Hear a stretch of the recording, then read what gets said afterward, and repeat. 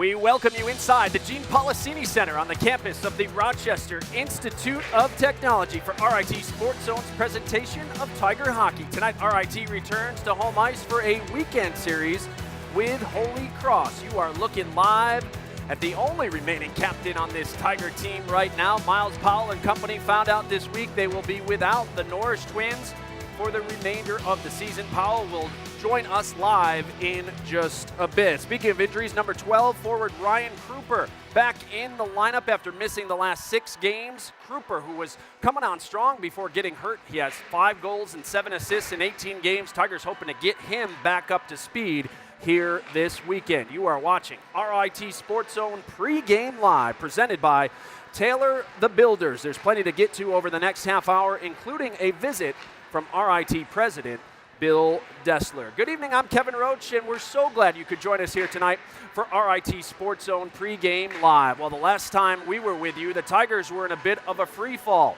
having lost a season-high 5 straight games after being swept by Bentley. Last weekend, they were on the road for a series with Robert Morris. RIT had a 1-0 lead after 1 in the second period. Colonials on the power play, and it's Alec Tange with the deflection pass. Mike Rotolo, his 15th on the season, tied the game at 1. RIT would respond, though. Michael Holland backhands it towards the net. Liam Caron's there to put home the rebound. RIT had a 2-1 lead. In the third, Tigers on the power play. Brady Norrish, the shot off the glove here of Dalton Isaac, and in Norrish's first game back since December 30th. More on him in a moment. Tigers would seal it after the Colonials get careless in their own end. Abik Dukas, his second of the night right there. RIT took game 1 by a final of 4-1. The Tigers went on for the sweep, their first sweep since they did it back in December against Niagara. They were hoping to get it last weekend against Robert Morris. It was scoreless until the third. Abik Dukas, his third goal of the weekend, 6th on the season right there, gave RIT a 1-0 lead. But the Colonials would answer on the power play of their own. Tange to Timmy Moore, who finds the back of the net to tie the game at 1. Under 7 minutes to play, Robert Powers, the shot coming up. Kyle Horsman is going to deflect it in.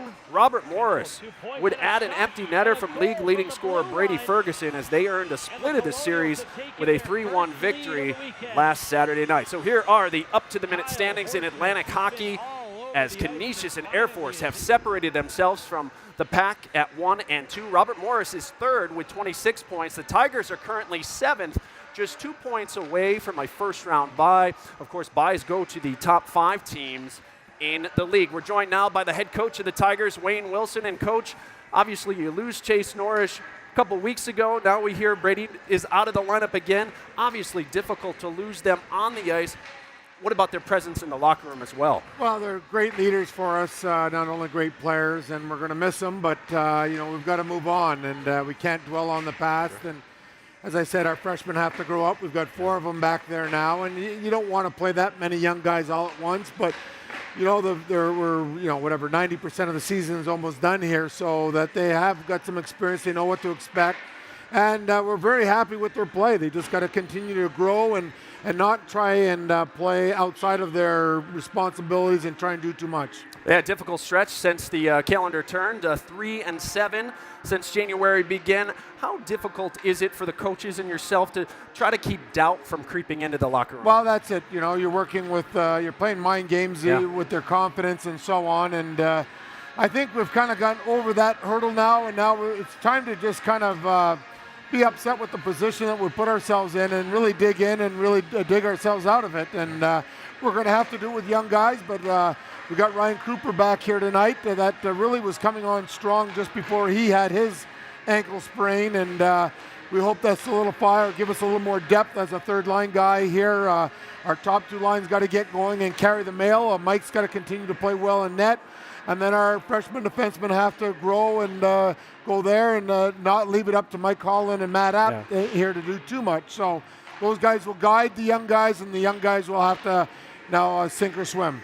Yeah, Coach Berard, we talked to him from Holy Cross this morning. He says you guys kind of play similar styles. What can we expect to see here tonight from Holy Cross, and what concerns you about them? Well, I think there's a lot of similarities. When you look at the numbers of their lines 1 through 4, when you look at their defense, they've got 3 young guys back there. The goaltender numbers are pretty similar. They play an upbeat, aggressive style, so do we. So I think there is a lot of similarities between the two programs, and I've spoken to him about that actually, and he wanted to emulate a lot of what we're doing. We've had a lot of success, so we're very familiar with it. They've got their things that they do a little bit differently, and so do we. And now it's really time for the players to play and really show what they're capable of, and we're looking forward to further growth with our young players and our upperclassmen taking some more leadership with the two Norris brothers in particular out.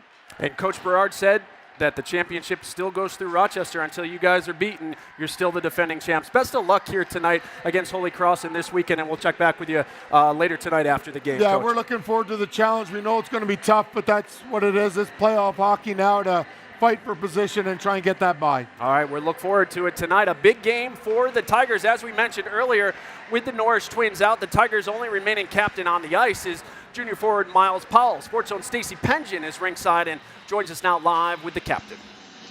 Yeah, thanks, Kevin. Obviously, injuries plaguing the team this year. Very disappointing that the Norris twins are out for the season. You're the only captain. How do you kind of keep the team up at a time like this? It takes more than just me. We got a lot of seniors, so they got to chip in too. And, there's a lot of leadership, older classmen here. So it's not just me left. And it's a hard thing to take when those two guys come out because they're such good players. But, everyone's got to chip in. How's the morale in the locker room? Is it just, another game? You guys are ready to go? Does this weigh on your mind at all? No, this is like playoff hockey right now. We're coming up in the standings here, so it's crunch time. So we gotta make things happen. How do you make things happen? What is the one thing you have to do aside from obviously putting pucks in the net? How do you make it happen? Just gotta work hard and have a good effort the whole game, and hopefully we can outwork them and win the game. So. Thank you very much. Good luck. Back to you. All right, thanks so much, Stacey. We'll check back with you later in the broadcast of Tiger Hockey. Well, still to come here on the program, another RIT athletic program was the beneficiary of a major gift this week. That story is on the way. Plus, he's been the Tigers' #1 fan for the past decade. We look back on the impact President Dessler's had on the athletic department, and it was a trip, they'd probably like to forget, but Holy Cross did make it safely to Rochester late last night despite some tricky travel. We'll hear from the Crusaders next. This is RIT Sports Zone Pregame Live.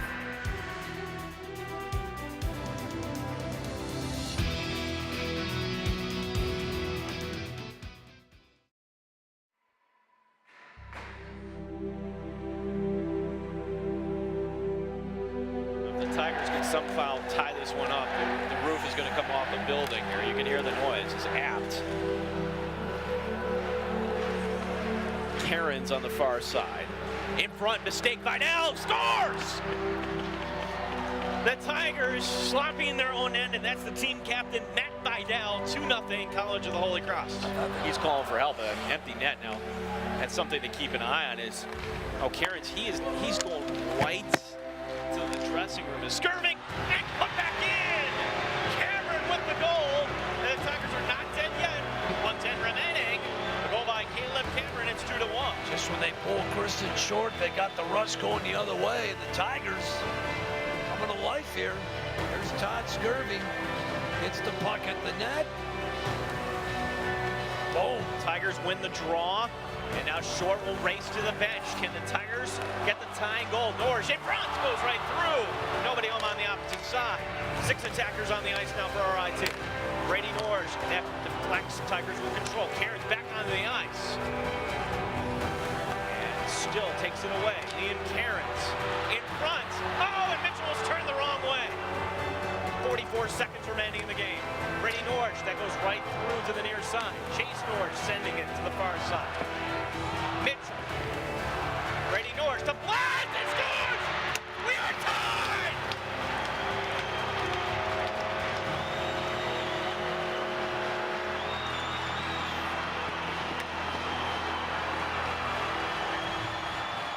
Oh yeah!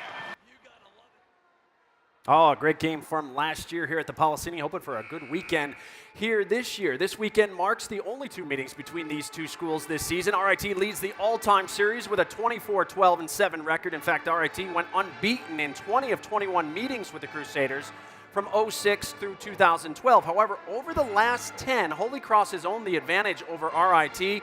Both teams have hoisted 3 conference championships dating back to when the league was known as the Metro Atlantic Athletic Conference. Well, the Crusaders were on the ice at the Policini Center here this morning after arriving in Rochester late last night because of the winter storm that dumped over a foot of snow on Worcester, Massachusetts and the surrounding area. Holy Cross comes into the night unbeaten in 9 of its last 11 games and says despite what the schedule might say, it feels like the playoffs have already begun. Since Christmas, we've been feeling pretty good. Going into this weekend, we know it's a big weekend with RIT, 2 points behind us. We're looking at this like a playoff series, so it's really important for us to keep moving forward. Going into March here, we want to stay hot going into the playoffs. Every point matters, you know, whether it's a tie or a win or a loss. And you can, if you have a bad weekend, you can drop 3 or 4 places. You have a good weekend, you can jump up 3 or 4 places. And we've seen that ourselves from where we were at Christmas to where we are now. We've put ourselves in a position to battle for home ice in the first round. So hopefully we can continue that over the next 6 games and play our best hockey. But we know we're going to have to play our best to beat RIT. Obviously, the championship runs through RIT, so we know this is going to be a really competitive weekend.